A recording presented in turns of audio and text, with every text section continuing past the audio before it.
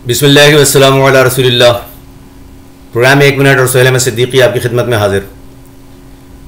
हमारे यहाँ इस वक्त तकरीबन तमाम मसाजिद में एक मसला बहुत आम हो गया है और बज़ाहिर नाकाबिले बर्दाश्त भी है और नाकाबिले कंट्रोल कह लीजिए, काबू और कंट्रोल से बाहर भी है। वो ये है कि मस्जिद में किसी भी वक्त नमाज हो रही हो, किसी न किसी का मोबाइल बजता ज़रूर है और अक्सर कोई ना कोई मौसीकी की आवाज़ मस्जिद में सबका ध्यान बटा देती है, नमाज में जहन मुंतशिर कर देती है।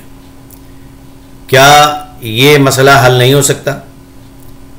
बहुत आसान सी, बहुत सीधी सी बात है कि मस्जिद के बाहर दरवाज़े पर किसी शख्स को तैनात करें या किसी नाबालिग लड़के को तैनात करें और उससे ये कहें कि जो भी आए उससे मोबाइल मांगें, ऑफ़ करें और उसके हवाले कर दें ताकि मस्जिद की बेअदबी ना हो।